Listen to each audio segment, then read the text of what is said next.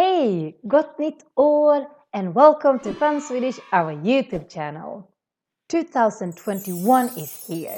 So now we can finally say goodbye to 2020. Jävla skitår. And that's why today we're going to learn 10 ways to say goodbye in Swedish. Nummer 10. Adjö. Adjö sounds a little bit dramatic to say nowadays, but it used to be the most common way to say goodbye back in the old days. If you look at the TV show Vår tid är nu, a Swedish TV show, I really recommend it if you want to learn Swedish, then you're going to hear a lot of adjö. Adjö is very similar to the Spanish word adios, if you know some Spanish, which basically means goodbye, but what it really means is may you be with God. Continuing with a dramatic theme. Number 9. Farväl.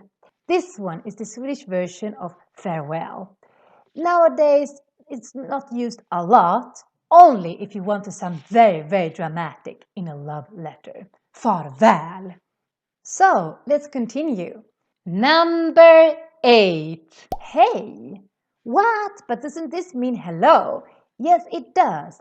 But hey can also mean goodbye in the right situation. For example, if I enter a store and then maybe I want to say thank you, goodbye when I'm leaving, then I can say tack hej. So for this hey to mean goodbye, then it's important that you're leaving the room. Otherwise, it means hi. Number 7. Ha det gött. This one feels a little bit Gothenburgish, which basically means that it sounds like you're coming from Göteborg, which is the second biggest city in Sweden. And this is because in Gothenburg, they say a lot this gött, which kind of is the same thing as gott. So this ha det gött can be translated to have a good one. This is a little bit informal and you say it with friends. Ha det gött, have a good one. This expression, ha det gött, is becoming also a little bit popular in other cities because we find it a little bit cute to talk like the Gothenburg people.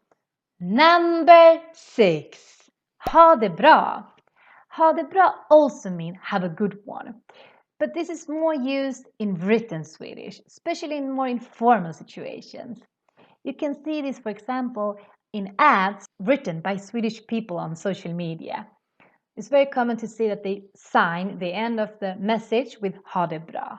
And there can be different variation of this one. You can say ha det bra, ha det fint, ha det trevligt, different ways to end it. But ha det bra is absolutely the most popular one.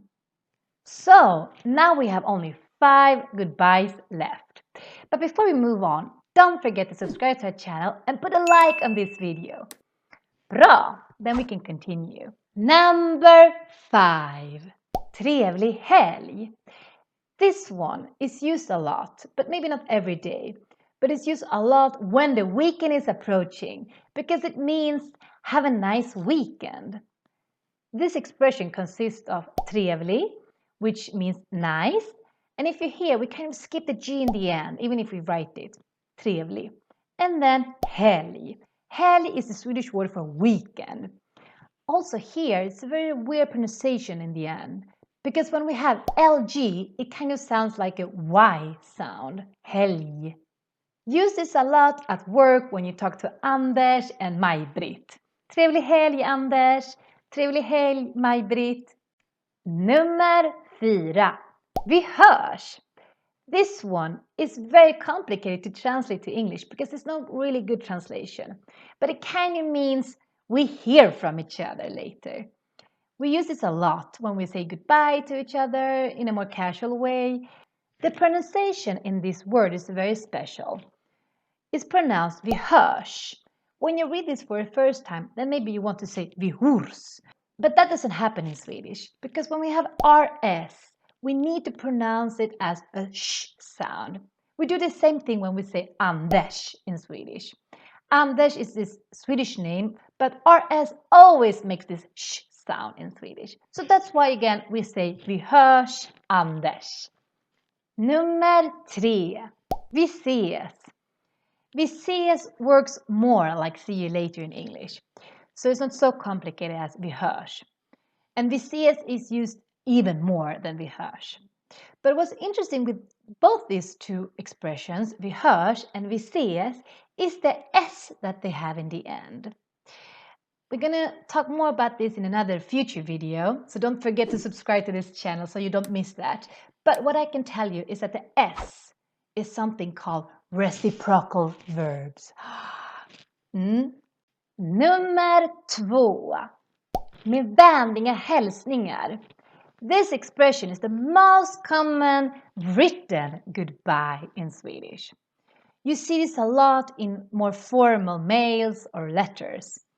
Med vänliga hälsningar is the Swedish version of kind regards.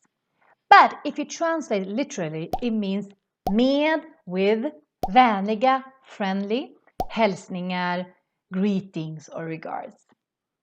Very important to not forget the 2 dots on the A in the word vänliga, because otherwise you're going to say with common regards.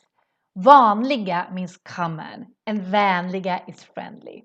But if you want to avoid this mistake, you can just write MVH, MVH. That is the abbreviation, the short version of med vänliga hälsningar. It's actually used a lot in emails. So if you see Swedish people sign their mails with MVH, MVH, then you know it means med vänliga hälsningar. MVH Andesh. And then we have come to the most popular goodbye in Swedish. Nummer 1. Hej då. Hej då is an interesting one. It kind of sounds to me like you're saying hi later. Like I'm saying, I'm gonna say hi later to you. Hej då, used a lot anyway, is the most common goodbye in Swedish. So that was the list of the most common goodbyes in Swedish. But before we say hej då in this video, let us know which was your favorite, and don't forget to subscribe to our channel and put a like on this video. Så, tack så jättemycket. Vi ses, ha det bra, hej då!